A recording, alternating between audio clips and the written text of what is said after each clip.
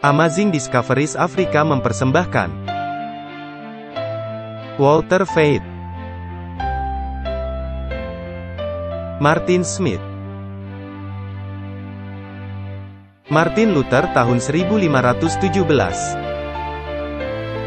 Konsili Trent tahun 1545, Luka Parah tahun 1798, Kebangunan Rohani Besar tahun 1844, Ensiklikal Rerum Novarum tahun 1891, Konsili Vatikan II tahun 1962, Paus Francis tahun 2013. Ensiklikal Laudato Si, Perawatan bagi Rumah Kita Bersama tahun 2015. Pandemi COVID-19 tahun 2019. Pemilihan Presiden Amerika Serikat tahun 2020. Ensiklikal Fratelli Tutti tahun 2020. WhatsApp Prof 69 memahami Paus Fransiskus, Konsili Pasca Reformasi. Selamat datang di episode lain WhatsApp Prof.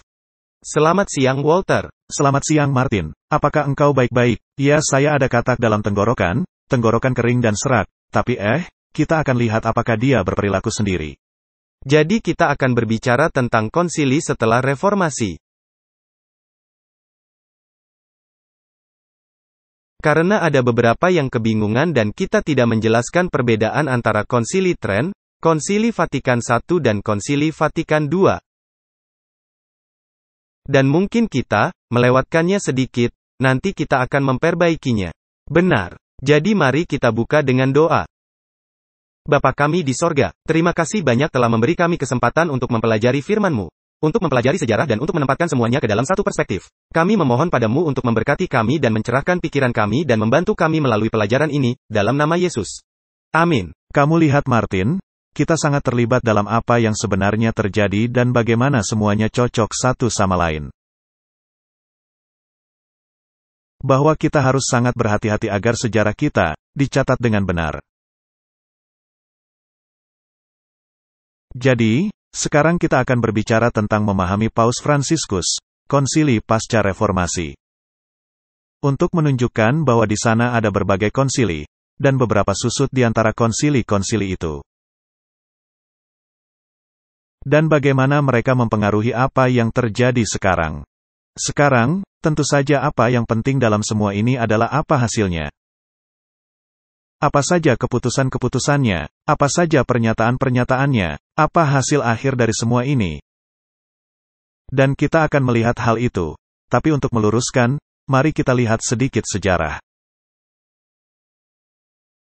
Dan mari kita lihat bagaimana kita bisa menempatkan perkembangan dalam urutan yang benar. Tapi mari kita mulai dengan pernyataan dari Roh Nubuat.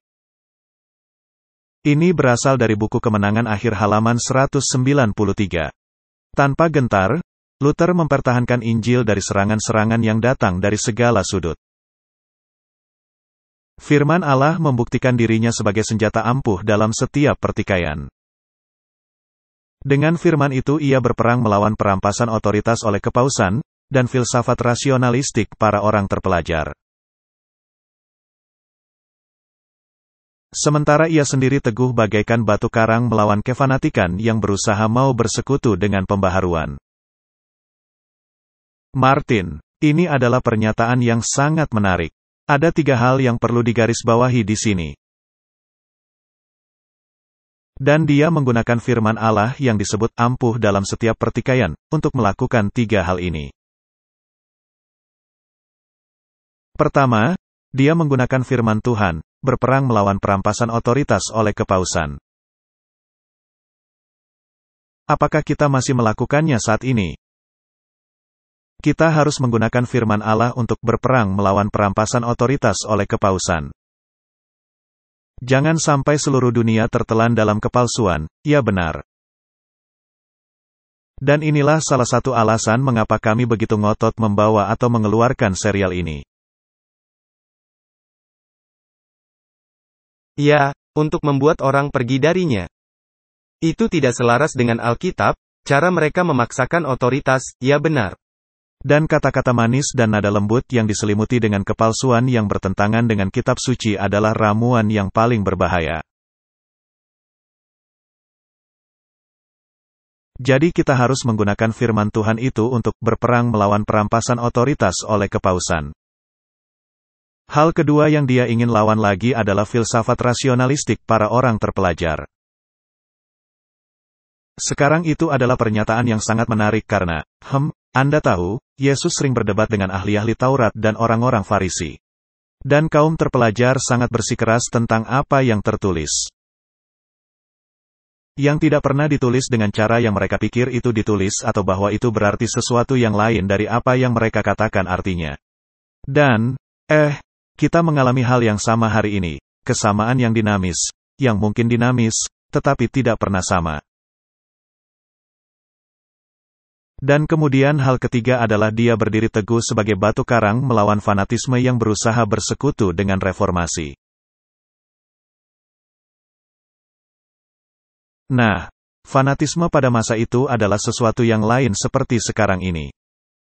Fanatisme ini, kemudian merujuk pada pengalaman emosional yang kita bahas di seri WhatsApp Prof terakhir kita yang cenderung mengganggu tatanan gereja.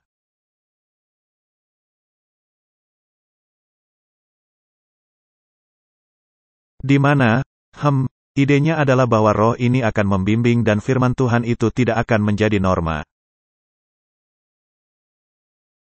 Jadi apapun yang didiktekan oleh roh, dan kita melihat bahwa itu keluar dari Konsili Vatikan II. Hal itu menjadi sangat menonjol bahwa roh itu akan menjadi norma dan bukan firman Tuhan, kan? Tapi sekarang Anda harus mencoba dan menenangkan Protestantisme, jika Anda ingin membawa Protestan ke dalam kandang, kan? Jadi Anda mengemasnya dengan kata-kata yang indah ini. Dan inilah yang kita diskusikan, melihat penipuan. Jadi ketiga hal tersebut, berperang melawan perampasan otoritas oleh kepausan, berperang melawan filsafat rasionalistik para orang terpelajar. Semua filosofi Yunani ini yang telah dimasukkan, yang bertentangan dengan kitab suci. Dan kemudian melawan kebebasan untuk semua ini, roh yang disebut fenomena dihembuskan. Yang mengesampingkan hukum Allah dan firman Allah untuk pengalaman mereka. Masing-masing elemen yang berlawanan ini dengan caranya sendiri, mengesampingkan kitab suci. Engkau lihat itu, bahwa masing-masing dari mereka menyerang firman Allah. Ya, dan inilah yang harus kita lakukan. Ini tugas kita. Tepat. Dan mereka tidak membuat kerangka dasar apapun. Bahwa para reformis tidak pernah membuat kerangka dasar tentang hal itu. Itulah tugas mereka. Dan bahkan sistem Katolik juga tidak mempermasalahkan kerangka dasar apapun tentang pendirian mereka. Tentang otoritas kitab suci, mereka katakan bahwa mereka ada di atasnya. Setiap unsur penentang ini berusaha mengesampingkan Alkitab, dan meninggikan kebijaksanaan manusia sebagai sumber kebenaran keagamaan dan pengetahuan. Rasionalisme mendewa-dewakan pikiran. Nah Martin, bukankah kita telah membahas pikiran dan tulisan-tulisan Jesuit, Richard M. Gula, yang mengatakan bahwa pikiran itu harus menginformasikan imanmu.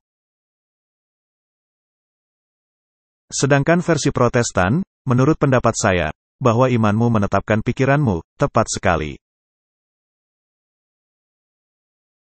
Jadi itu mengidolakan pikiran dan menjadikannya sebagai ukuran untuk agama. Romanisme, yang mengklaim kekuasaan tertinggi kepausan, suatu ilham yang diturunkan dalam garis yang tidak terputus dari para rasul. Dan tidak bisa diubah sepanjang masa, memberikan kesempatan yang cukup bagi segala jenis pemborosan dan korupsi. Serta kebejatan yang bersembunyi di balik kesalehan perintah rasul. Ini sangat menarik. Jadi garis tak terputus yang mereka rujuk dari Petrus ke Paus saat ini memberi mereka wewenang untuk menarik pengesahan dan membatalkan bahkan ajaran Kristus. Nah, mari kita meletakkan di sana seharusnya garis otoritas yang tidak terputus. Tetapi mereka mengklaim kepada diri mereka sendiri, bahwa seperti yang kita lihat, bahkan itu tidak memegang air dalam sejarah, benar? Ilham yang diklaim oleh Munzer, Munzer adalah salah satu orang yang membawa fanatisme ke dalam gereja Protestan.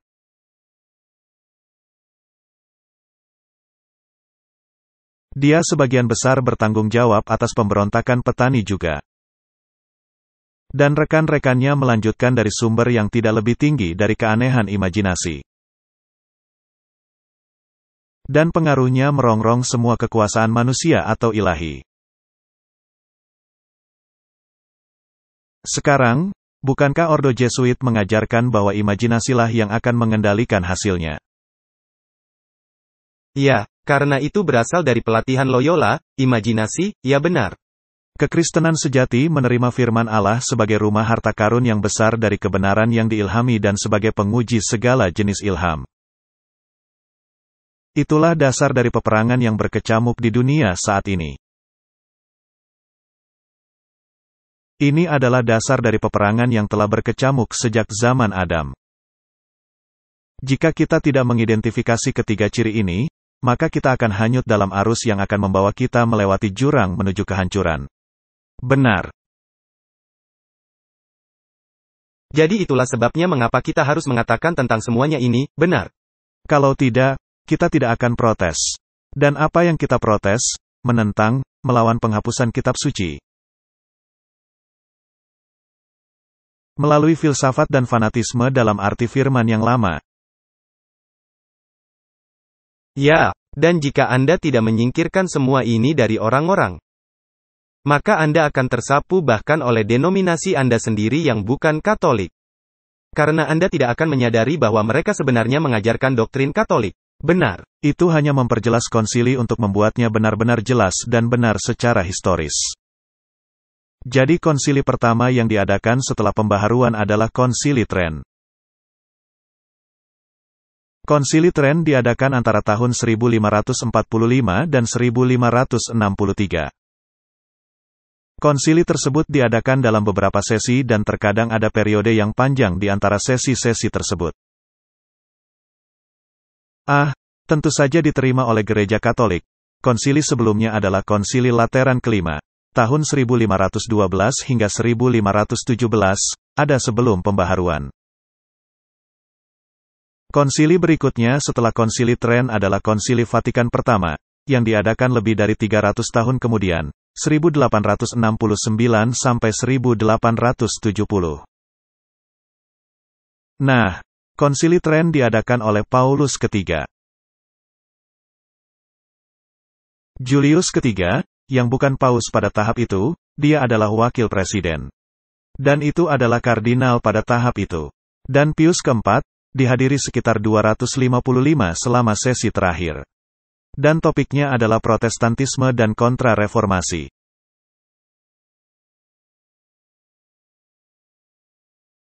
Disinilah terjadi perdebatan hebat tentang legalitas Protestantisme, apakah itu sebuah gerakan atau apakah itu sebuah protes.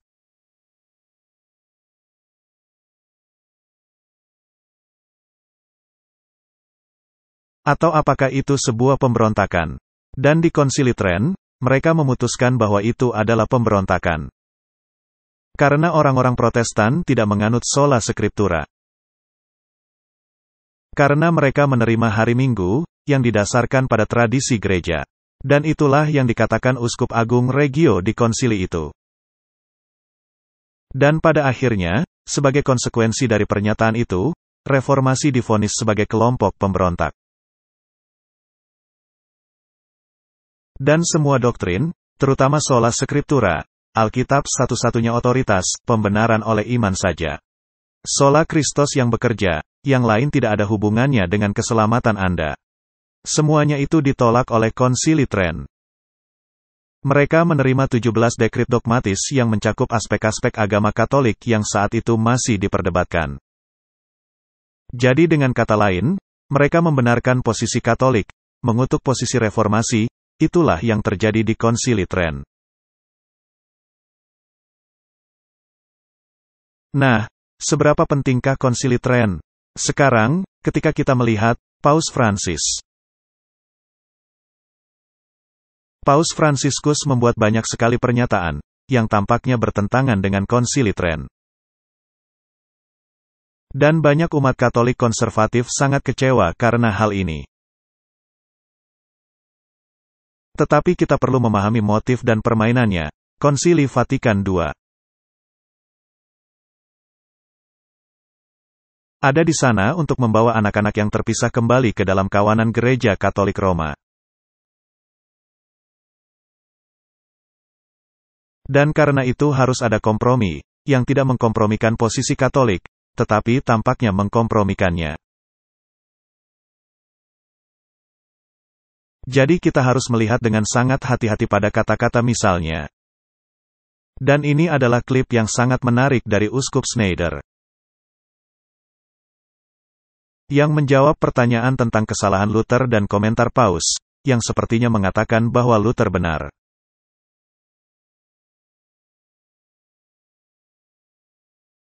Yang tentunya akan bertentangan dengan Konsili Tren, kan? Dan interaksi ini sangat penting. Jadi mari kita dengarkan saja dan kemudian kita akan membahasnya. Dia memiliki aksen Jerman yang agak kental, tapi, saya yakin orang akan mengerti. Yang mulia, terima kasih telah berada di sini hari ini. Pertanyaan saya, karena pembahasannya tentang bid'ah, maka salah satu bidat yang terlintas di benak adalah Martin Luther, setidaknya pada peringatan ke-500 reformasi pada Paus yang dalam waktu dekat akan diperingati. Dalam sebuah wawancara pesawat, Paus baru-baru ini mengatakan bahwa kutipan Martin Luther tidak salah dalam masalah pembenaran. Dan apa tanggapan Anda terhadap bidat Lutheran dan tentang masalah pembenaran dan acara ekumenis yang akan datang? Dan bagaimana umat Katolik tradisional menanggapi laporan yang keluar ini? Kami telah memiliki tanggapan yang sempurna terhadap kesalahan Martin Luther, Konsili Tren.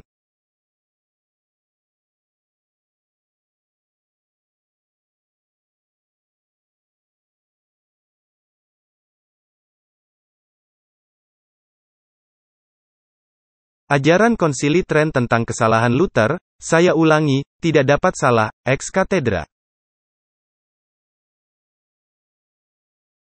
Dan komentar Paus di pesawat bukanlah ex cathedra.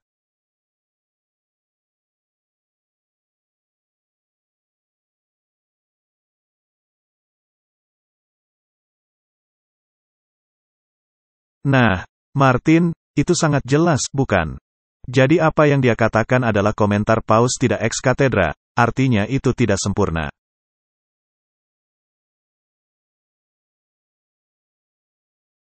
Sedangkan Konsili Tren, pertanyaan-pertanyaan tersebut adalah yang sempurna, ex cathedra. Mereka tidak dapat diubah selamanya.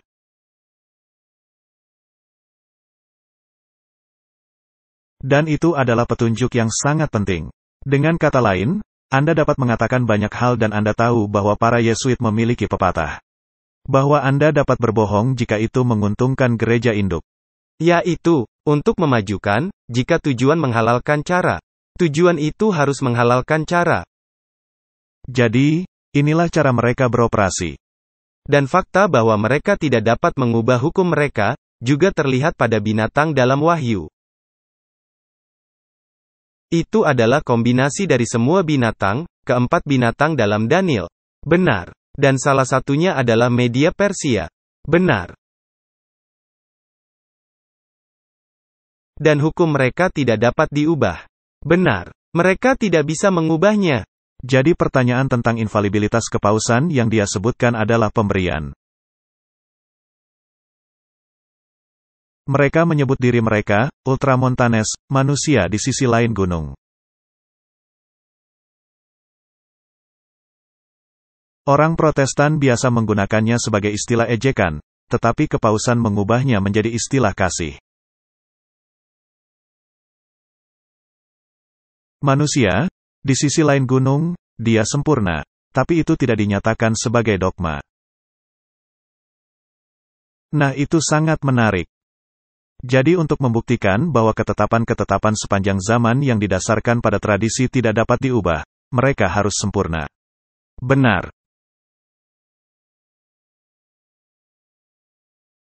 Begitulah yang terjadi pada konsili berikutnya, yaitu Konsili Vatikan yang pertama. Jadi mari kita lihat ini. Karena sangat penting bagi kita untuk memahami bagaimana gabungan binatang Wahyu 13 ini, dengan semua komponennya. Dengan bagian singa di mana Babylon di dalamnya, dengan bagian macan tutul adalah Yunani di dalamnya. Dengan bagian beruang adalah media Persia di dalamnya, bahwa itu sesuai dengan semua kriteria tersebut. Jadi kalau kita ke Konsili Vatikan yang pertama, ternyata konsili ini terganggu karena perang. Dan Konsili Vatikan kedua sebenarnya merupakan kelanjutan dari Konsili Vatikan pertama yang pada dasarnya belum selesai.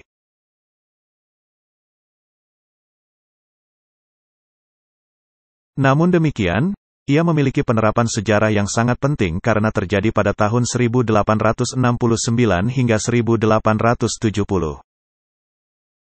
Sekali lagi, Gereja Katolik yang menyebutnya. Konsili sebelumnya adalah Konsili Trent.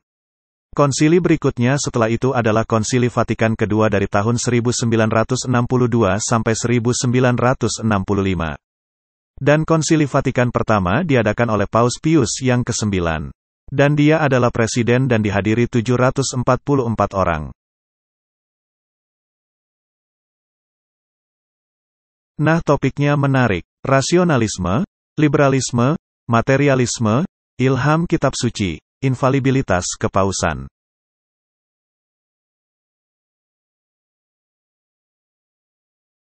Dan dokumen-dokumen inilah yang dihasilkan Dei Filius dan Pastor Aeternus. Nah, apa yang menarik tentang konsili ini adalah bahwa doktrin infalibilitas kepausan dijadikan dogma, tidak dapat diubah.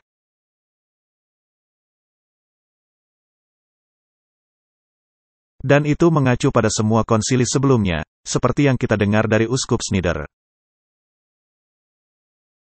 Itu adalah ex cathedra, infallible, sempurna, tidak akan pernah bisa diubah. Jika Protestantisme mengerti akan hal ini, pastilah mereka tidak akan pernah menjadi bagian dari konsili ekumenis, benar? Tidak akan pernah. Jadi, itu selalu, jika tidak terlihat seperti itu, lihat lebih dalam, lihat lebih dalam. Nah, Paus ini, Paus Pius ke-9, Konsili Vatikan pertama, Latin, Concilium Vaticanum Primum, yang diadakan oleh Paus Pius ke-9, pada tanggal 29 Juni tahun 1868. Setelah periode perencanaan dan persiapan yang dimulai pada tanggal 6 Desember tahun 1864.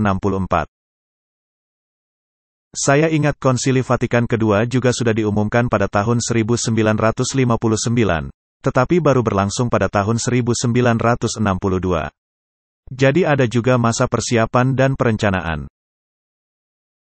Nah, yang menarik dari Paus yang istimewa ini yang mengadakan Konsili Vatikan pertama ini, bahwa pada tahun 1854, itu adalah sebelum konsili, ia telah mendefinisikan sebagai dogma, dikandung tanpa noda, kesucian, dari Maria, Ibu Yesus.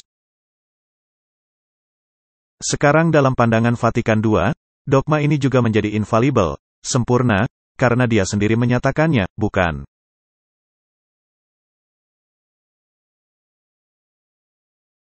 Jadi kita perlu melihat, dikandung tanpa noda, kesucian. Maria ini adalah dogma yang sangat penting.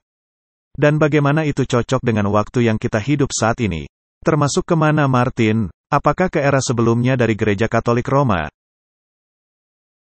Tidak ada dari Gereja Katolik Roma yang termasuk ke dalam era sebelumnya karena mereka sempurna. Jadi semuanya datang lewat dan tidak akan pernah berubah. Itu tidak bisa berubah. Jadi dalam roh nubuat, kita memiliki pernyataan bahwa dia seperti bunglon. Mungkin saya sedikit mengklarifikasi, menurut mereka sempurna. Iya. Tapi bunglon ini, ia mengambil semua warna dan menyatu dengan latar belakang. Tapi dicampur atau tidak, itu tetaplah bunglon. Jadi ini hanya meluruskan di konsili. Sekarang mari kita pergi ke kantor berita Katolik, untuk melihat hal dikandung tanpa noda. Karena begitu banyak orang percaya bahwa ini mengacu pada Yesus yang tak bernoda, tetapi tentu saja tidak. Ini mengacu pada Maria yang tak bernoda. Sangat penting bagi kita untuk memahami masalah ini. Dan ini infallible, sempurna. Jadi pada tahun 1854, Paus Pius, ini berasal dari kantor berita Katolik. Deklarasi Hikmat, Ineffabilis Deus, mengklarifikasi dengan final keyakinan lama gereja bahwa Maria dikandung bebas dari dosa asal.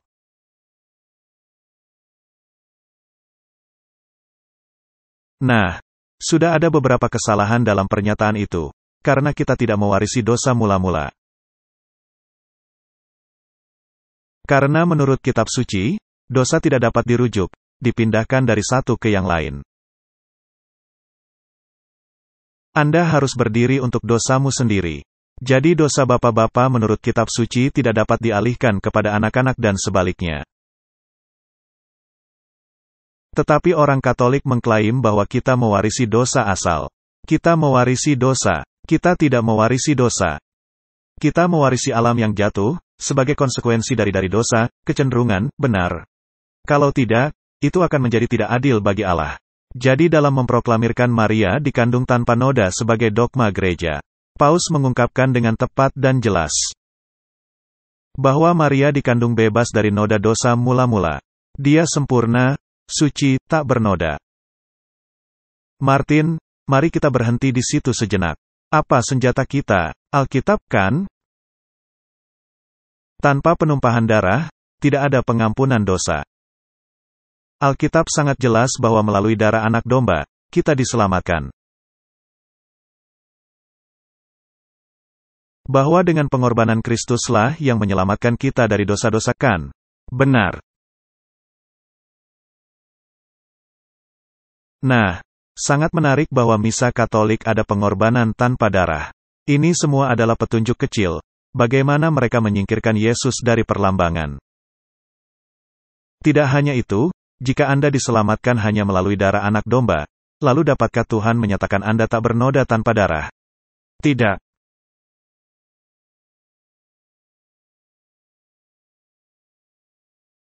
Tidak. Apa syarat untuk dinyatakan sempurna? Kita sudah membahas ini beberapa kali di WhatsApp. Anda harus memiliki kebenaran Kristus yang menaungimu. Dan itu menyiratkan bahwa engkau harus meninggalkan dosa-dosamu. Engkau harus bertobat. Ya. Dan setelah engkau bertobat, maka Kristus akan mengampuni dosa-dosamu. Karena pertobatanmu, engkau datang kepada Kristus dan dosamu diampuni dan dibasuh dan engkau dilingkupi dengan kebenarannya, kan? Nah, jika Maria tidak bernoda tanpa proses itu, dan alasan mereka mengatakan demikian, adalah sama karena Yesus juga dilahirkan suci, tanpa dosa. Dalam arti tertentu, mereka sebenarnya mengatakan bahwa dia, Yesus, memiliki sifat yang tak bernoda, sifatnya yang tidak berdosa itu berasal dari Maria. Ya seperti itu. Nah ini saya ada pertanyaan Martin, menjadi pertanyaan saya sejak awal, mengingat saya berasal dari latar belakang Katolik. Jika Tuhan, melalui kemahakuasaannya dapat mengelakkan hukumnya sendiri, di mana upah dosa adalah maut dan menyatakan dia tak bernoda tanpa darah.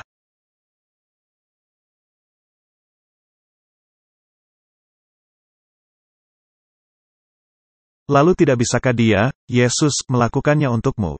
Ya, lalu apa gunanya salib? Tidak akan ada gunanya. Dikandung tanpa noda, kesucian.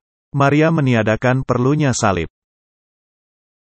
Karena Allah dengan ketetapannya dapat menyatakan setiap orang tak bernoda, jika dia menginginkannya. Jadi mari kita lanjutkan. Katekismus Gereja Katolik mengatakan mengenai, dikandung tanpa noda, kesucian, dari Maria. Keagungan kekudusan yang sepenuhnya unik, yang dengannya Maria, diperkaya sejak pertama kali digambarkan, sepenuhnya berasal dari Kristus. Dia, Maria, ditebus dengan cara yang lebih mulia karena jasa putranya. Bapa memberkati Maria lebih dari manusia ciptaan lainnya. Di dalam Kristus dengan setiap berkat rohani di tempat-tempat surgawi dan memilihnya di dalam Kristus sebelum dunia dijadikan. Untuk menjadi kudus dan tak bercacat di hadapannya dalam kasih. Para bapa tradisi timur menyebut Bunda Allah, yang Maha Kudus, Panagia. Dan merayakannya sebagai bebas dari noda dosa, seolah-olah dibentuk oleh Roh Kudus dan dibentuk sebagai ciptaan baru. Oleh kasih karunia Allah, Maria tetap bebas dari setiap dosa pribadi sepanjang hidupnya. Nah, Martin, jika dia bebas dari semua dosa, apakah dia membutuhkan seorang penebus? Dia tidak membutuhkan seorang penebus. Tetapi Alkitab mengatakan bahwa dia dilahirkan di bawah hukum, yang berarti bahwa dia dilahirkan di bawah kutukan hukum. Dia seperti salah satu dari kita. Bukankah itu benar? Tentu saja. Jadi dogma ini mengesampingkan rencana keselamatan dan membebaskan kita dari darah anak domba. Benar. Dan Anda tahu, masalahnya adalah jika Anda membaca ini, itu hampir semua seperti berlapis gula, manis, jadi kedengarannya bagus. Seperti yang kami katakan sebelumnya, jika terlihat bagus, lihat lebih dalam, dan itulah mengapa cara Anda menjelaskannya barusan. Ini adalah semacam parodi keadilan. Ini sulit dipercaya.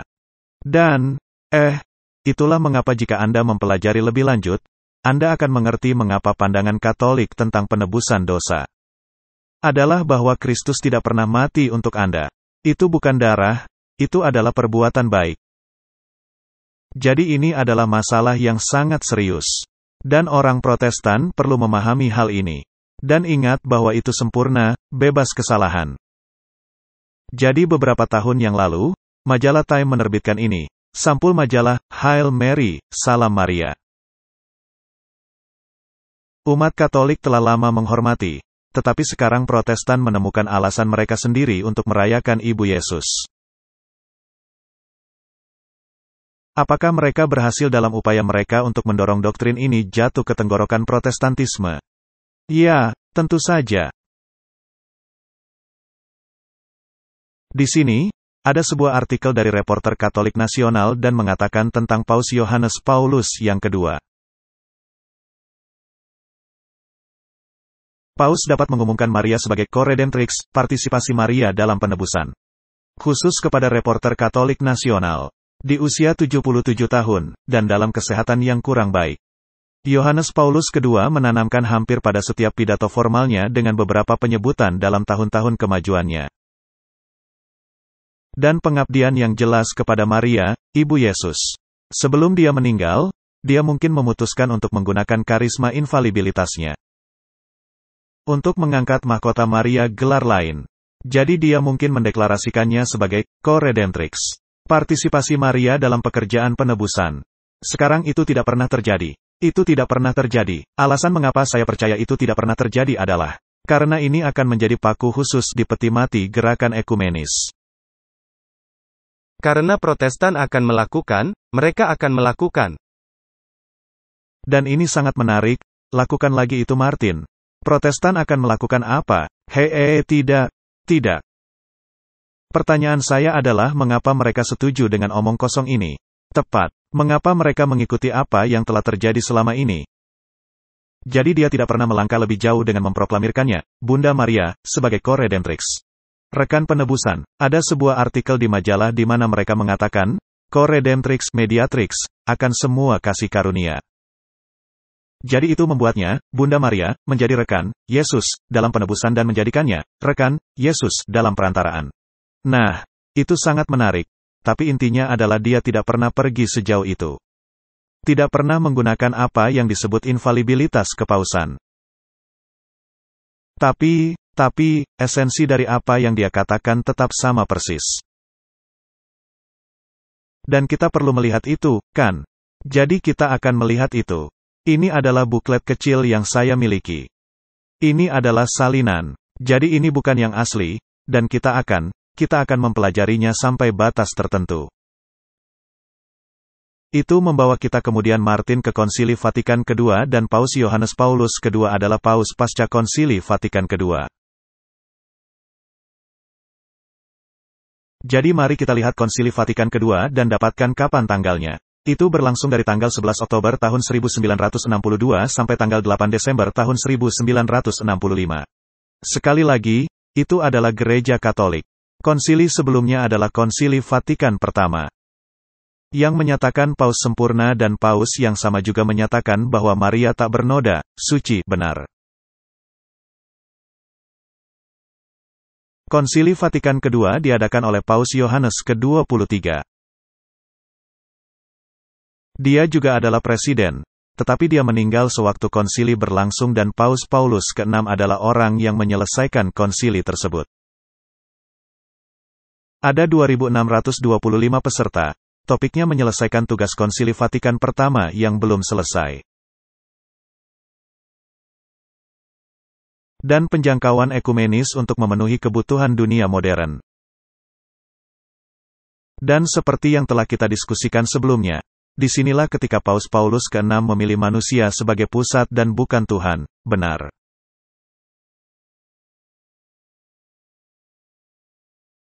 Jadi manusia harus memiliki kerajaannya di sini di dunia, ya.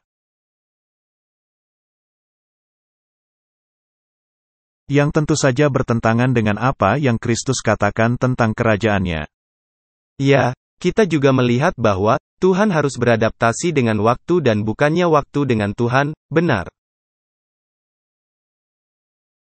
Dan ada sejumlah tulisan yang keluar dari situ yang bisa kita lihat banyak sekali di sini. Itu dihasilkan dari Konsili Vatikan kedua. Dan kita berbicara tentang Paus Fransiskus sebagai Paus Konsili Vatikan kedua. Sekarang Martin, poin penting lain yang tidak boleh kita lewatkan, sebelum Konsili Vatikan kedua berlangsung. Paus Pius ke-12 pada tahun 1950 yaitu 12 tahun sebelum Konsili Vatikan kedua. Menyerukan kesempurnaan kepausan untuk mendefinisikan doktrin asumsi perawan yang diberkati dalam konstitusi apostoliknya, Munificentissimus Deus.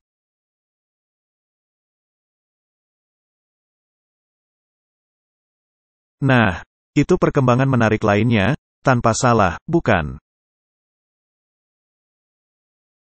Dan lagi, mereka menyatakan cukup jelas di sana bahwa dia memohon infalibilitas kepausannya.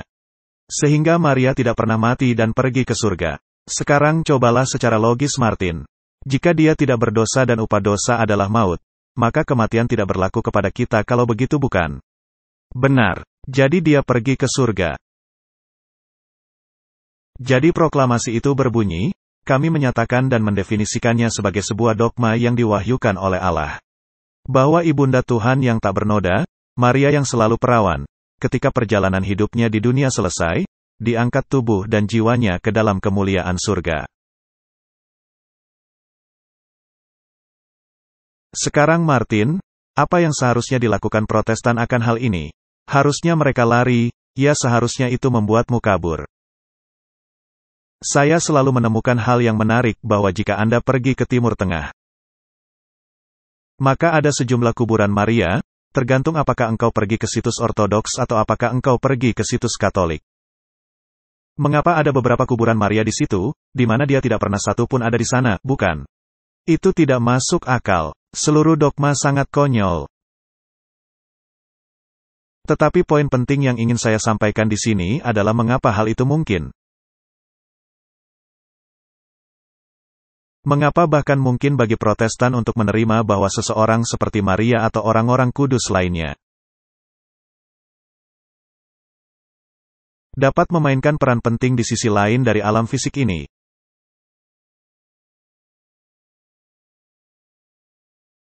Karena mereka telah mengabaikan poin penting dari pembaharuan.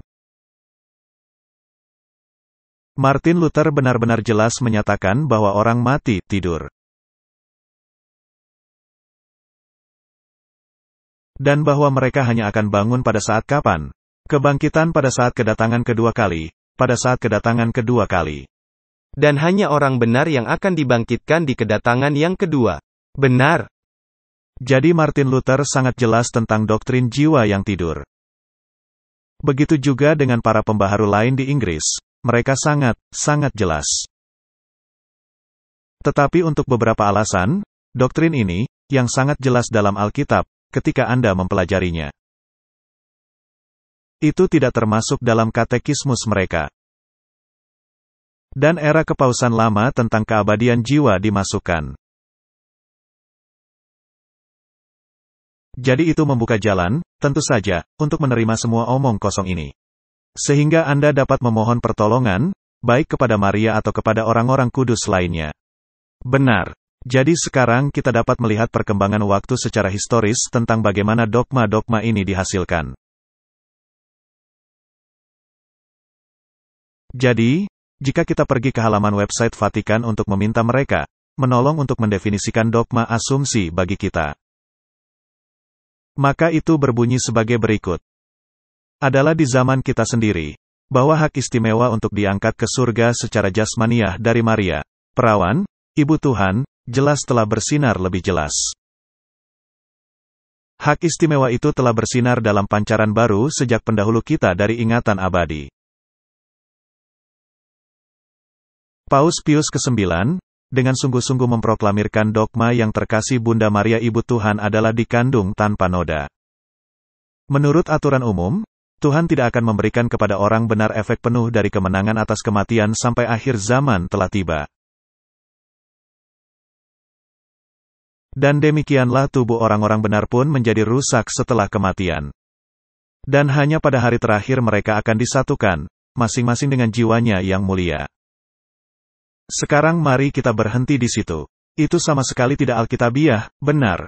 Karena jika Anda kembali ke kitab Kejadian yang memberitahu Anda dengan cukup jelas bahwa Tuhan mengambil debu tanah, Dia meniupkan ke dalam dia nafas kehidupan.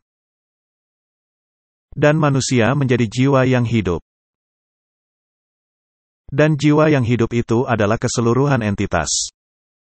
Dan Martin Luther telah menerima bahwa dengan demikian orang-orang ini memisahkan mereka menjadi dua entitas. Untuk menghindari kerusakan fisik sehingga mereka dapat mempertahankan bahwa non-fisik tetap hidup. Benar. Kemudian mereka melanjutkan, sekarang Allah menghendaki agar perawan Maria yang terberkati harus dikecualikan dari aturan umum ini. Dia, dengan hak istimewa yang sepenuhnya unik, sepenuhnya mengatasi dosa oleh hal, dikandung tanpa noda, kesucian, yang dimilikinya. Tidak perlu penebusan Martin. Dan sebagai akibatnya, dia tidak tunduk pada hukum untuk tetap berada dalam kebusukan kubur. Dan dia tidak perlu menunggu sampai akhir zaman untuk penebusan tubuhnya. Martin, saya pikir mereka bingung ketika mereka mengatakan bahwa ini unik. Satu di antaranya, benar. Karena bukankah Musa di surga dan dia dibangkitkan? Tetapi bagaimana dengan Elia dan Henoh? Ya, mereka pergi ke sana tanpa mengalami kematian, Nah, hal itu kita telah pernah bahas di WUP sebelumnya. Kita memiliki sedikit masalah kata di sana antara Elisa dan Elia. Jadi Martin, terkadang kita membuat kesalahan, bukan? Dikatakan Elisa, dan kita membacanya Elia. Dan terkadang kita katakan Elia. Dan terkadang kita bingung Martin, saya pikir kita perlu lebih banyak tidur, atau semacamnya. Ya maaf, saya yakin itu tidak datang melalui apa yang sebenarnya kami maksud. Ya, baiklah. Tapi janganlah hal itu menjadi alasan untuk kesalahan kita sekarang. Tapi bagaimanapun, ini adalah dogma yang sangat menarik, Dan yang ini datang tepat sebelum Konsili Vatikan kedua. Maksud saya, orang Protestan seharusnya sangat waspada, tetapi kenyataannya tidak. Dan setelah Konsili Vatikan kedua, mereka pergi begitu saja. Tidak peduli. Sekarang ada buklet kecil yang ditulis oleh Kevin McNamara. Dia adalah Uskup Carey. Dan itu berjudul Maria, Ibu Tuhan. Dan diterbitkan pada tahun 1982 oleh Masyarakat Kebenaran Katolik di London. Dan subjeknya adalah Maria Ibu Yesus Kristus, Teologi dan Teologi Pandangan Katolik, tentang hal ini. Sekarang orang yang benar-benar mendefinisikannya atau mencoba membuatnya dapat diterima oleh dunia Protestan adalah Paus Yohanes Paulus II. Dan buklet kecil ini oleh Uskup Carey adalah untuk menunjukkan bagaimana Yohanes Paulus II menyajikan data ke dunia Protestan sehingga mereka bisa menelannya dalam potongan-potongan kecil yang lezat. Tapi tentu saja dia tidak bisa membatalkan dogma kesempurnaan sebelumnya. Jadi dia harus merayap melalui rawa, seperti ular, dan mencoba untuk menyajikannya seolah-olah itu alkitabiah. Dan dialah orangnya, Protestan, di mana mereka mengatakan bahwa dia Protestan, mungkin sebagai proklamator, co-redemptrix. Tetapi setelah Vatikan II, itu akan menjadi tulang kecil dalam potongan amis lezat yang mungkin tersangkut di tenggorokan beberapa orang. Jadi mereka tidak pergi sejauh itu, tetapi saya memiliki buku kecil ini di sini. Dan menjadi sangat berguna jika kita membaca beberapa hal yang tertulis di sini. Karena semuanya didasarkan pada pidato dan tulisannya. Jadi sekarang Maria, Ibu Tuhan, dimulai dengan pernyataan itu, Maria, Ibu Tuhan. Apakah ada masalah dengan itu? Ya, saya akan mengatakan ada masalah dengan itu. Anda dapat mengatakan Maria, Ibu Yesus, bukan. Sekarang, faktanya adalah Yesus juga Tuhan, bukan. Jadi apakah dia Ibu Tuhan? Atau apakah dia ibu dari manifestasi fisik? Manifestasi fisik Yesus, yang adalah Tuhan, ya. Jadi Tuhan jelas mendahului.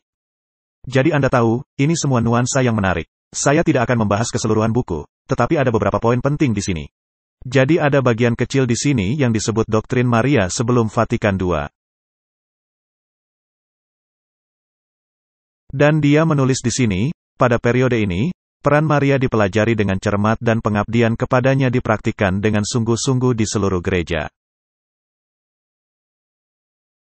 Maksudku, itu fakta sejarah kan? Namun, pribadi Maria tidak selalu ditempatkan dalam konteksnya yang penuh dan tepat. Ada kecenderungan untuk memuji hak-hak istimewanya tanpa menghubungkannya secara memadai dengan tempatnya secara keseluruhan dalam rencana penebusan Allah. Sementara niatnya adalah untuk menghormati Maria, sebanyak mungkin, efeknya kadang-kadang membuatnya tampak jauh dari kehidupan nyata.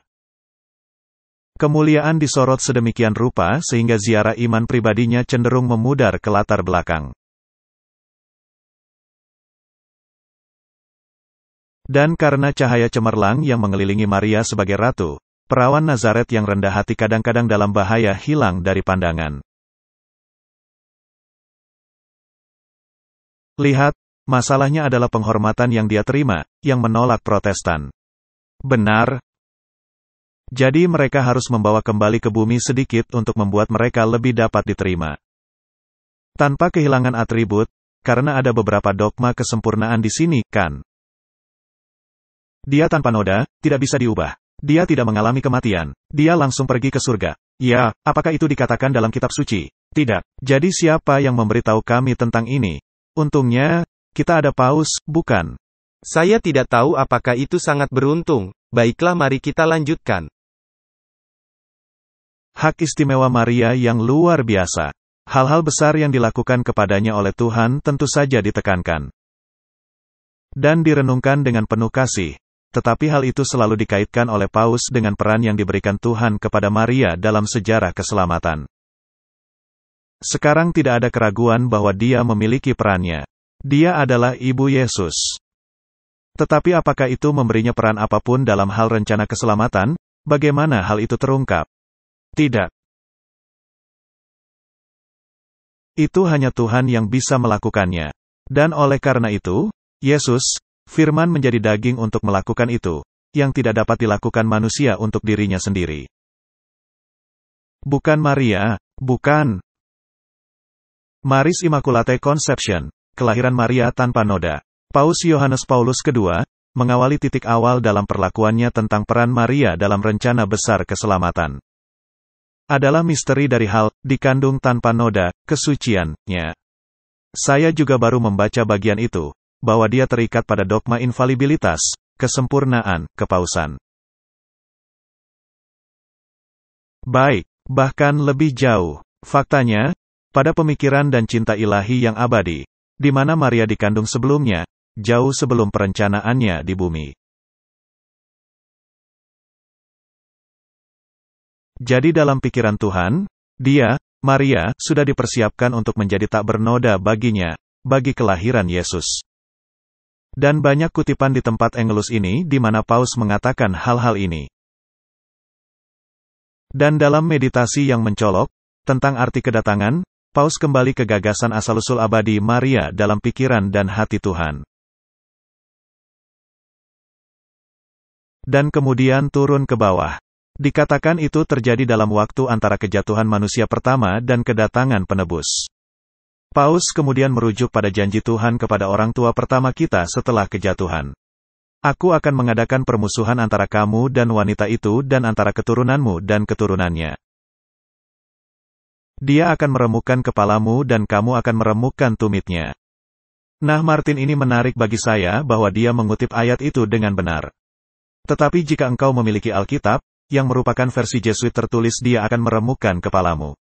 Bukan keturunannya, tapi ingat ini adalah pasca Paus Vatikan kedua. Jadi dia mengubahnya dan dia menempatkan versi yang benar di sana. Jadi bukan untuk mengasingkan Protestan.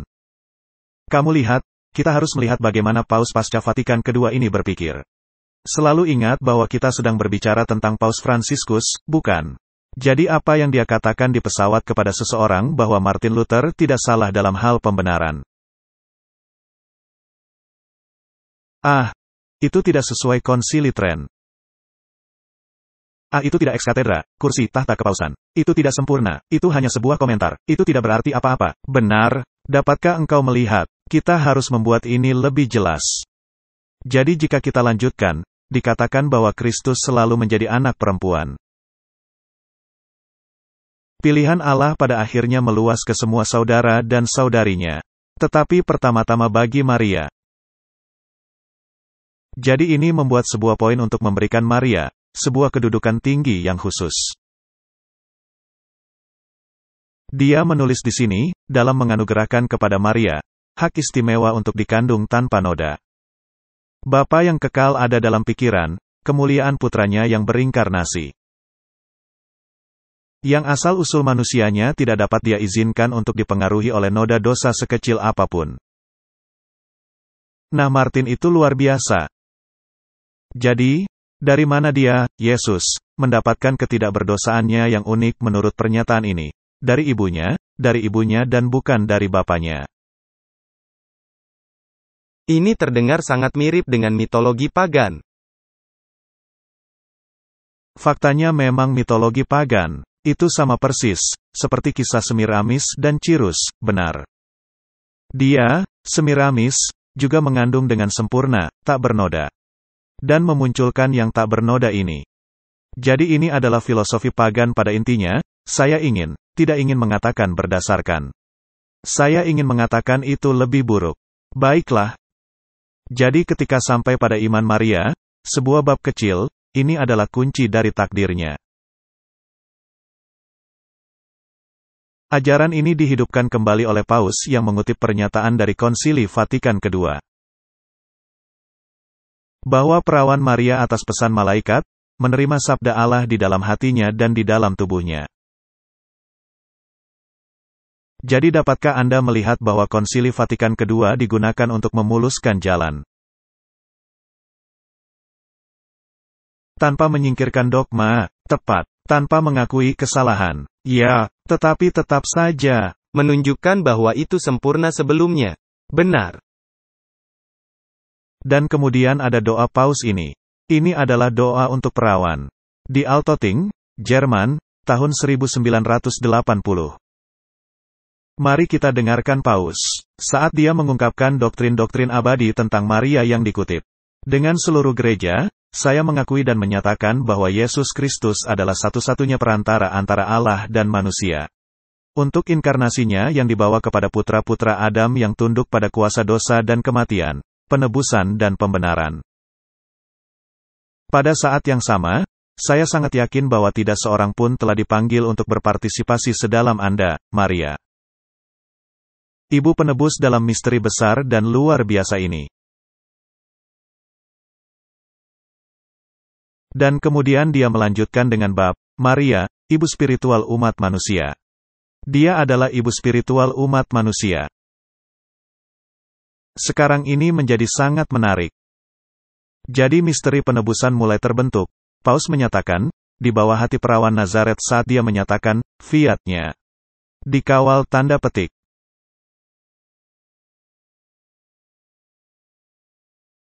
Sekarang kita harus memahami kata fiat ini. Ini sangat penting, karena Paus Fransiskus membawa sedikit fiat. Ketika dia datang ke Amerika Serikat dan semua orang mengacu pada kerendahan hatinya. Sebenarnya, itu adalah pernyataan arogansi. Karena kata fiat berarti otorisasi formal, itu adalah keputusan. Jadi jika Anda memiliki keputusan fiat, itu tidak dapat dipindahkan, seperti hukum Media dan Persia, tidak terubahkan. Itu sempurna, itu seperti cakar beruang, kan? Jadi ini semua sangat menarik. Jadi ada hal-hal tertentu di sana yang merupakan keputusan fiat, tidak dapat diubah. Kita membaca sedikit lebih jauh, dikatakan bahwa mereka memahami kata yang diucapkan dari salib sebagaimana ditujukan kepada mereka masing-masing. Keibuan spiritual tidak mengenal batas. Jadi ketika Yesus berkata, "Lihatlah, ibumu." Itu tidak berbicara kepada Yohanes, sang murid saja. Itu berbicara kepada semua umat manusia. Jadi dia menjadi ibu kemanusiaan di sana. Alkitab tidak tahu apa-apa tentang ini. Hawa adalah ibu umat manusia. Tetapi Hawa juga bukan ibu spiritual umat manusia. Tidak, tidak. Tak seorang pun adalah ibu spiritual dari siapapun. Nah, Anda dapat memiliki contoh spiritualitas yang baik, dan Maria adalah salah satunya. Kita tidak merendahkan Maria, kita menentang surat ensiklikal kepausan yang bertentangan dengan kitab suci. Jadi 3 momen disoroti dalam kisah keibuan rohani Maria ini. Saat dia mengandung anak Nazaret. Kata-kata Yesus kepada Maria dan Yohanes di Kalvari dan kedatangan Roh Kudus pada hari Pentakosta. Sekarang menjadi menarik. Dalam menanggapi doa-doa Maria dan para murid, Maria pertama-tama menjadi ibu Yesus secara fisik, tetapi juga secara rohani. Yaitu dengan menyambut ke dalam hatinya, dalam iman. Di kaki salib, ia menjadi ibu rohani dari semua orang. Yang diwakili di sana oleh Saint Yohanes. Dan pada hari Pentakosta, ia secara khusus menjadi ibu gereja. Yang pada saat itu lahir sepenuhnya dan dikirim ke dunia dalam kuasa Roh Kudus. Nah, Martin, sangat menarik bagi saya, bagaimana mereka memperluas topik ini. Karena pada satu tahap ada sebuah artikel di majalah Jerman yang menyatakan bahwa Paus Yohanes Paulus II tidak menolak gagasan bahwa Maria adalah bagian dari Trinitas. Dan kemudian ada gagasan bahwa Roh Suci itu feminim dan mungkin melihat terkait dengan peran itu. Sekarang tidak sejauh itu, tetapi bagaimanapun juga, hal ini berkaitan dengan Roh Kudus. Jadi jika kita membaca lebih jauh, dan sama seperti Maria, perawan Nazaret yang berdoa, perawan yang beriman dan percaya kepada Allah telah menjadi alat aktif Roh Kudus dalam inkarnasi penebus ilahi. Jadi sekarang dengan sinis, Roh Kudus menggunakan doanya, iman reseptifnya yang suci, untuk mewujudkan gereja pada akhirnya. Dengan demikian, Maria melanjutkan peran keibuannya yang telah dimulainya pada saat inkarnasi. Jadi Martin, siapa yang merupakan perantara yang melaluinya Roh Kudus sekarang bekerja, Maria. Jadi, dan jika doa-doanya digunakan, maka bagian dari bait suci tempat di mana dupa naik dan pujian, itu bukan Yesus lagi. Sekarang jadinya Maria.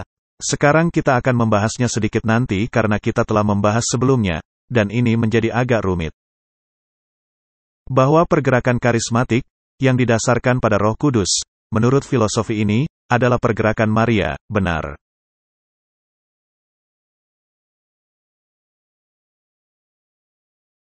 Sekarang, dalam arti tertentu, Maria adalah penyangkalan dari apa yang Allah telah katakan, karena Allah berkata bahwa upah dosa adalah maut.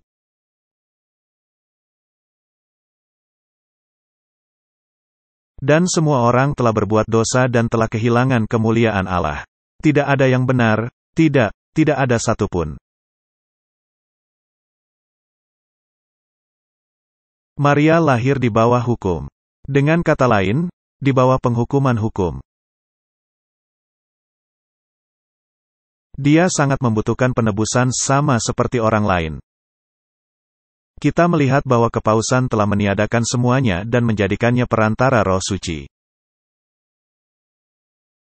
Sekarang pertanyaannya, ketika Alkitab mengatakan bahwa akhir zaman Babel akan menjadi pegangan dari setiap burung yang kotor dan menjijikkan. Seekor burung adalah simbol dari Roh Kudus dan itu adalah burung yang bersih, yaitu merpati. Jadi burung yang najis adalah simbol roh yang najis. Bukankah ini manifestasi iblis? Sekarang ini menarik. Ya, itu seperti yang Anda katakan, kita akan membahas ini, tetapi ini berkaitan dengan Protestan. Ya, sekarang ketika dia berbicara tentang Maria di kaki salib, dikatakan, perlu dicatat bahwa Paus dalam hal ini. Seperti dalam semua ajaran Maria, dengan setia mengikuti Vatikan II, menghindari sepenuhnya penggunaan istilah co-redemptrix, partisipasi Maria dalam penebusan. Dikatakan begitu dalam buku ini. Jadi itu sebabnya dia seperti menghindarinya tetapi sebenarnya pemikiran itu ada di sana. Dia mengemukakannya, ya, dan menyiratkannya, tetapi tidak menggunakan kata itu. Bukankah itu menarik? Jadi dia tidak pergi dan duduk di tahta kepausannya dan menyatakannya tanpa kesalahan, sempurna, karena itu akan merusak gerakan ekumenis. Tetapi dalam pengajarannya, dia mengajarkannya. Baik, sangat menarik. Dia berhati-hati untuk menghindari terminologi apapun yang mungkin paling tidak terbuka untuk gagasan. Bahwa Maria berkontribusi dalam segala hal untuk pekerjaan penebusan yang belum bergantung pada pengorbanan keselamatan Kristus. Jadi mereka secara diam-diam menghindarinya. Dan mari kita lihat bab ini tentang Ibu Gereja.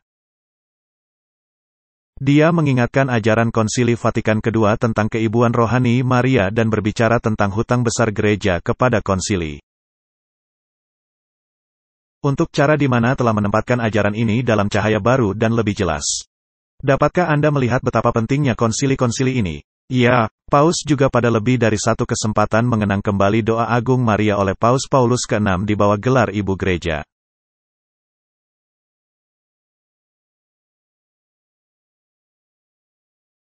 Jadi sekarang dia adalah ibu dari gereja, dia adalah ibu dari semua orang. Sekarang, jika dia adalah ibu dari semua orang, maka semua orang adalah milik gereja. Itu berarti semua anak yang terpisah harus berkumpul bersama. Dan itulah tepatnya yang dikatakan Paus Benediktus. Itu semua datang bersama-sama. Bukankah menarik bahwa engkau mendapatkan terminologi ini dalam kitab Wahyu, benar, ibu, wanita pelacur. Ibu pelacur, dan dialah ibu dari gereja-gereja yang jatuh. Benar. Jadi jika kita melanjutkan, Paus Yohanes Paulus II, sebenarnya meminta segala sesuatu dari Maria. Tidak ada kebutuhan yang murni dari gereja atau umat manusia yang berada di luar perhatiannya. Maria, dia menyatakan, selalu menjadi pusat doa kami. Dia adalah yang pertama di antara mereka yang meminta. Dia, omnipotensia suplex. The Omnipotence of Intercession, kemahakuasaan pengantaraan.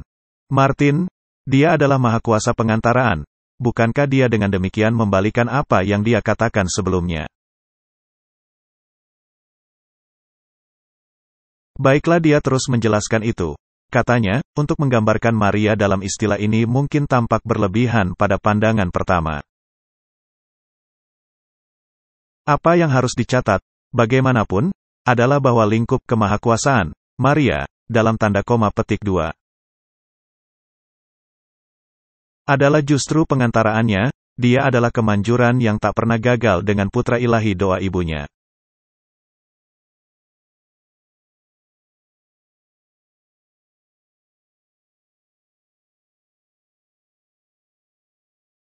Jadi pada dasarnya dia, Maria, adalah co-redeemer, rekan penebus, dan dia adalah seorang co-advocate, rekan pembela. Ini semua adalah gelar yang telah disarankan bahwa dia adalah pembela umat Allah, yang sekali lagi, merampas kedudukan Yesus. Kemudian dia berbicara tentang kejeniusan sang ibu.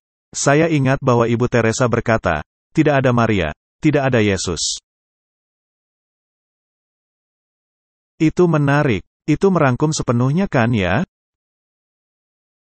Sebenarnya, saya selalu ingin mengingatkan Ibu Teresa bahwa itu harus diputarbalikkan, bahwa tanpa Yesus tidak akan ada Maria. Karena dialah yang menciptakannya, sejak awal, benar. Baik. Jadi Konsili Vatikan II bahwa Maria menempati tempat di gereja, yang tertinggi setelah Kristus. Dan juga paling dekat dengan kita dan dia mengutip, Lumen Gentium, halaman 53.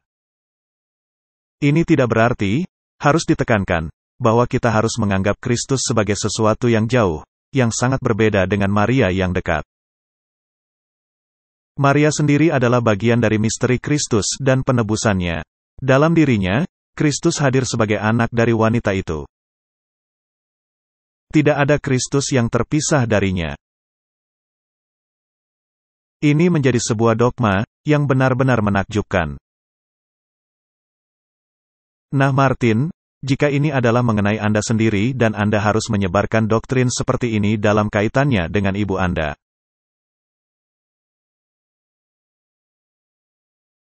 Apakah Anda sekarang orang baik atau orang jahat, hanya secara hipotesis? Apakah ibu Anda terlibat erat dalam setiap kebaikan atau keputusan jahat yang Anda buat dalam hidup Anda? Tidak, tidak. Dia mungkin telah melakukan perencanaan dalam pengasuhan Anda, tetapi dia bukan orang yang benar-benar melakukan keputusan. Tapi di sini sepertinya Yesus, dia tidak bisa memilih apapun, jika bukan karena ibunya, benar. Itu sebabnya, di banyak kalangan Roma Katolik, mereka sampai pada kesimpulan bahwa tidak ada yang datang kepada Bapa kecuali melalui Yesus. Tetapi tidak ada yang datang kepada Yesus kecuali melalui Maria. Sekarang Anda memiliki masalah karena Anda memiliki mediator lain di antara keduanya. Dan ada ratusan pernyataan kepausan dan pernyataan bapak-bapak Katolik, yang mengangkat Maria ke kedudukan itu.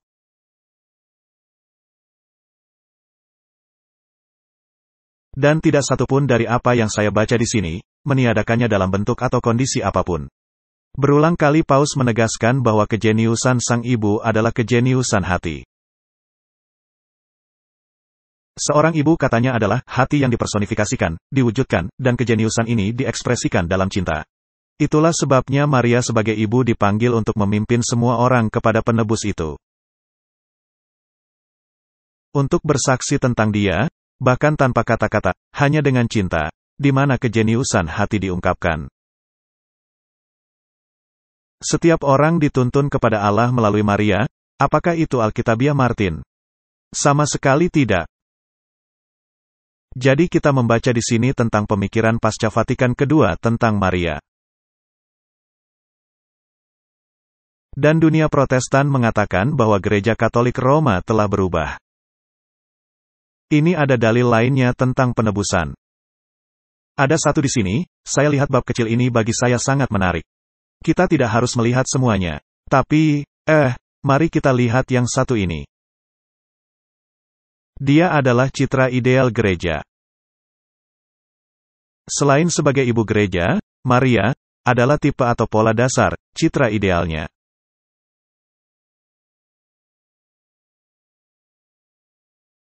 Ini telah ditekankan oleh Konsili Vatikan II. Dapatkah Anda melihat di mana konsili itu hadir setiap waktu? Tepat. Tidak meniadakan apapun, sebenarnya menekankannya, benar. Ini juga merupakan ajaran Paus Yohanes Paulus II. Sama seperti setiap ibu, katanya, mentransmisikan kemiripannya sendiri dengan anak-anaknya. Jadi ada kemiripan yang mendalam antara Maria dan gereja. Lebih jauh dikatakan, bahwa Maria, oleh karena itu buah sulung dan citra gereja yang paling sempurna.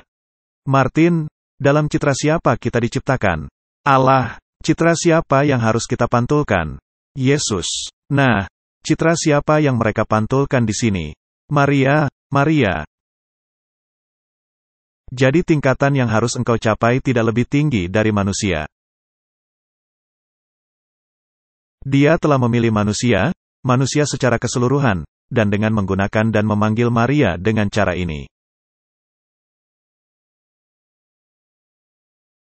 Manusia menjadi penebusnya sendiri, dan darah anak domba dibatalkan.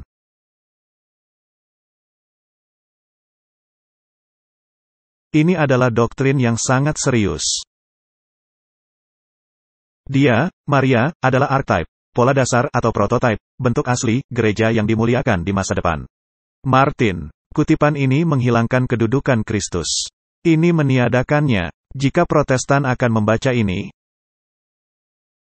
mereka akan mengerti mengapa dunia sedang menuju ke arah mana dia menuju. Nah, perhatikan kepada pernyataan berikut ini. Faktanya, Paus menegaskan baik Maria dan gereja dikatakan benar melahirkan dan membentuk Kristus di bumi ini. Bolehkah saya baca sekali lagi? Faktanya, Paus menegaskan baik Maria dan gereja dikatakan benar melahirkan dan membentuk Kristus di bumi ini.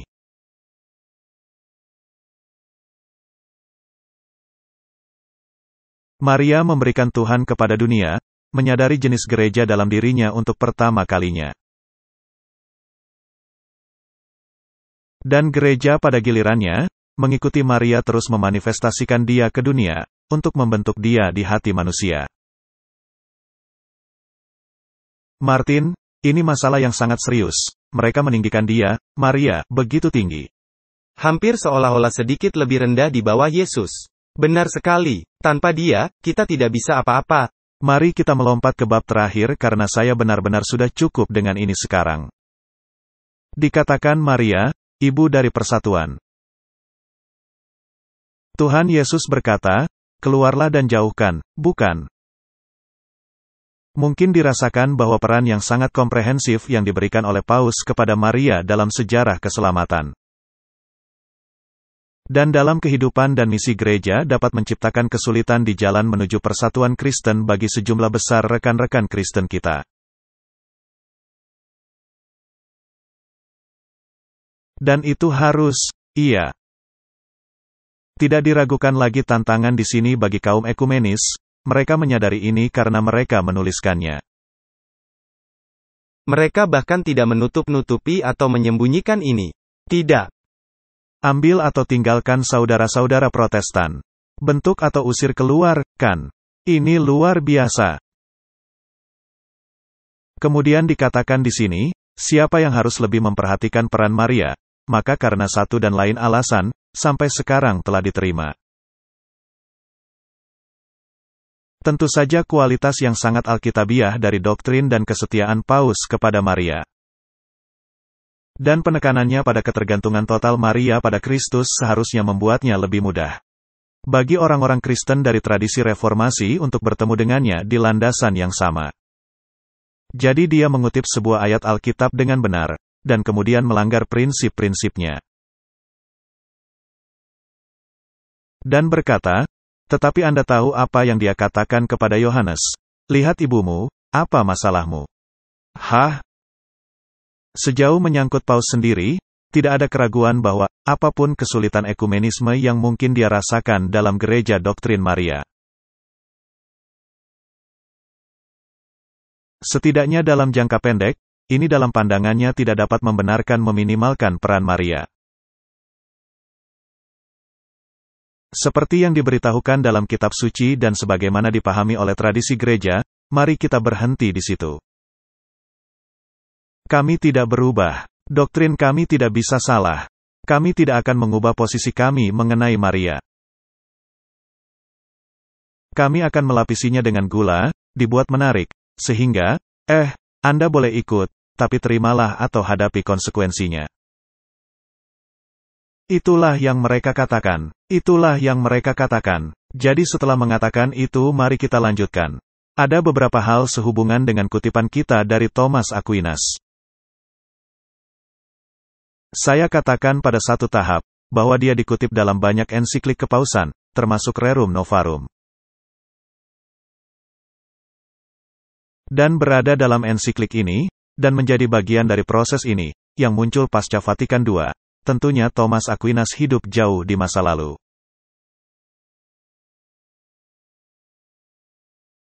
Kita ingat bahwa Thomas Aquinas dikutip dalam ensiklik kepausan, seperti Rerum Novarum.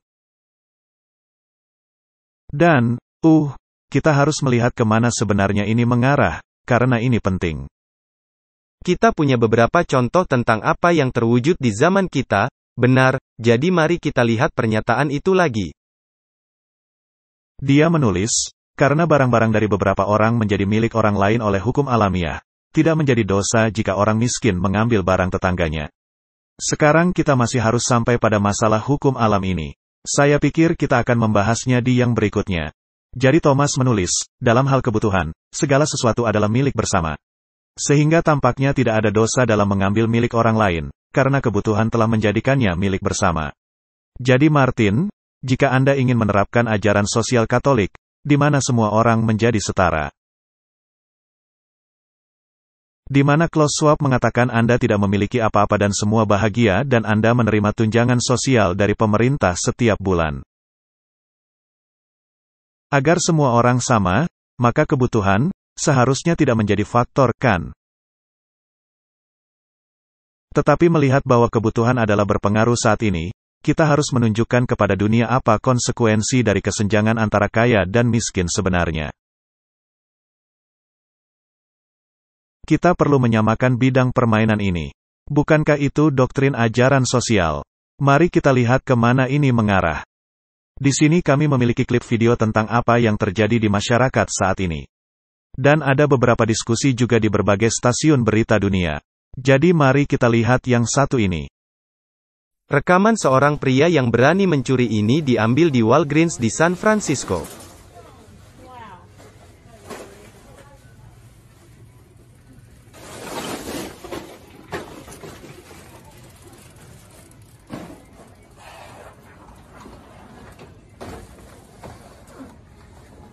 17 anggota Dewan Walgreens menarik diri dari area B, karena mereka tidak dapat menghasilkan uang karena Anda dapat masuk dan mencuri apapun yang Anda inginkan. Dan itu bukan lagi kejahatan. Jadi Walgreens seperti jaksa di San Francisco, dan di banyak tempat lain di seluruh negara bagian California, misalnya. Tapi bukan hanya itu, mereka tidak lagi menagih pengutil. Jadi orang mencuri, apapun yang mereka mau. Toko tutup karena apa yang disebut laporan lokal sebagai pencurian di toko yang merajalela. Dan lihat ini, hanya 15 menit setelah pegawai dalam toko muncul di toko obat. Kami menemukan orang ini melompati meja depan, mengambil kasur angin dan meninggalkan toko dengan skuternya. Tidak ada pertanyaan yang diajukan, tidak ada yang menghentikannya. Pria di dalam video ini berkata, bahwa pemandangan seperti ini terjadi setiap hari.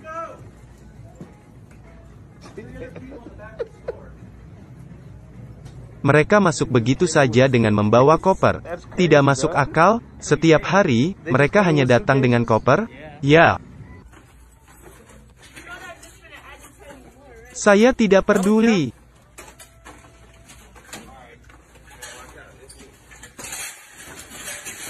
Hubungi 911.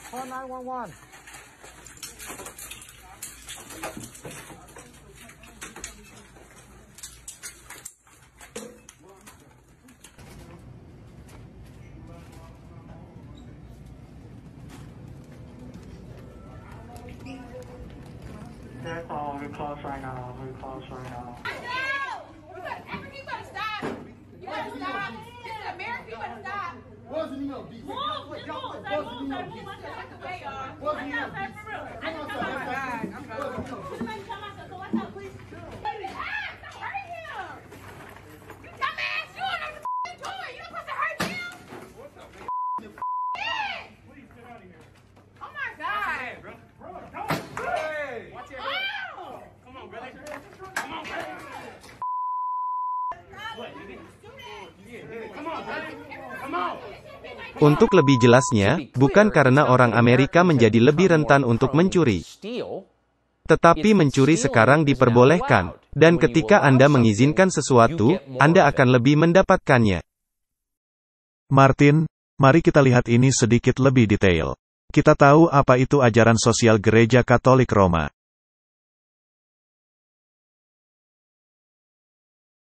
Dan kita tahu apa yang telah disumbangkan oleh para dokter terpelajar dalam kaitannya dengan doktrin ini, bukan? Ya, seperti Thomas Aquinas. Sekarang, ini adalah cara yang sangat cerdas untuk mewujudkan sistem itu, yang pada akhirnya mereka inginkan. Ini adalah dialektika Hegelian. Anda pertama-tama membiarkan perbedaan antara kaya dan miskin menjadi tidak masuk akal. Sehingga seseorang seperti Bill Gates atau salah seorang seperti dia memiliki miliaran dan yang lainnya tidak memiliki apa-apa. Dan kemudian Anda membiarkan ketegangan sosial terjadi. Dan ini bukan masalah rasial.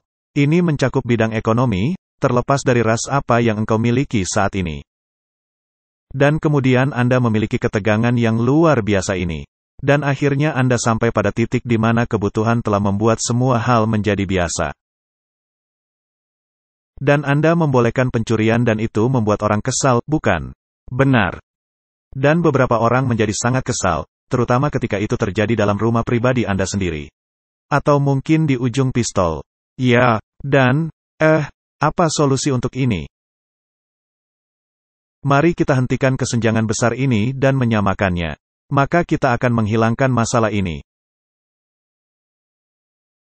Jadi Anda menciptakan masalah dan kemudian Anda menghasilkan solusi untuk masalah tersebut. Dan kemudian Anda memiliki kendali penuh atas setiap aspek. Dan inilah cara Katolik Roma memimpin dunia dengan maju perlahan. Karena orang-orang sangat terlibat dalam krisis ini karena semua orang terkena dampaknya. Tampaknya satu-satunya jalan keluar adalah mengikuti jalan mereka. Benar. Jadi Martin, jika kita ingin mengatasi semua masalah ini, maka kita membutuhkan waktu yang sulit. Benar. Dan Alkitab berkata, dan menarik bahwa, topik utama dalam King James adalah akhir zaman. Daniel 12 ayat 1, pada waktu itu juga akan muncul Mikhael, pemimpin besar itu, yang akan mendampingi anak-anak bangsamu. Dan kita telah membahas ayat ini sebelumnya. Ketika dia berdiri, itulah penutupan masa percobaan. Dan akan ada suatu waktu kesesakan yang besar, seperti yang belum pernah terjadi sejak ada bangsa-bangsa sampai pada waktu itu. Tetapi pada waktu itu bangsamu akan terluput, yakni barang siapa yang didapati namanya tertulis dalam kitab itu. Jadi Martin, jika Anda ingin kejahatan meningkat, maka hilangkan polisi. Benar. Dan mari kita dapatkan masa kekacauan ini agar kita bisa memperkenalkan undang-undang yang kita inginkan. Dan sebelum kita melakukannya, mari kita tempatkan beberapa kendali di tempat. Di mana kita dapat mengendalikan dengan tepat siapa yang diizinkan untuk membeli dan menjual. Ya. Dan juga penting untuk diingat apa yang telah kami tunjukkan, dari mana asalnya? Itu berasal dari Roma, datang dari Roma. Jadi semua yang Anda lihat yang sedang terjadi di dunia adalah sistem binatang yang berjalan. Benar. Dan ada begitu banyak orang yang ingin menyalahkan orang lain. Entah itu masalah rasial, atau masalah Zionis, atau masalah Demokrat atau Republik, atau masalah politik. Tidak, semua masalah ini dari Roma. Dan jika kita tidak menyadari hal ini, dan jika kita tidak menemukan sumber keselamatan kita pada sumber yang benar, maka kita akan hanyut pada masa ini, pada masa kesusahan yang belum pernah terjadi sebelumnya. Semoga Tuhan memberi kita hikmat untuk menjadikan buku ini sebagai standar dan bukan filosofi dan tradisi.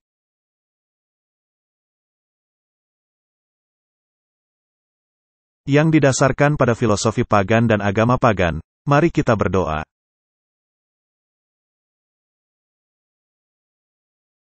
Bapa Surgawi, bantulah kami untuk memahami bahwa kami sedang berhadapan dengan musuh yang menggunakan firman Tuhan.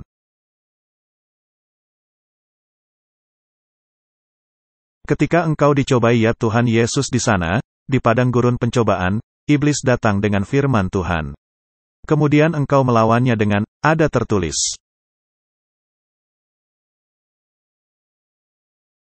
Biarlah kami juga melawan dengan, ada tertulis. Inilah doa kami, dalam nama Yesus. Amin. Terima kasih telah menonton video ini. Untuk berlangganan, klik di sini.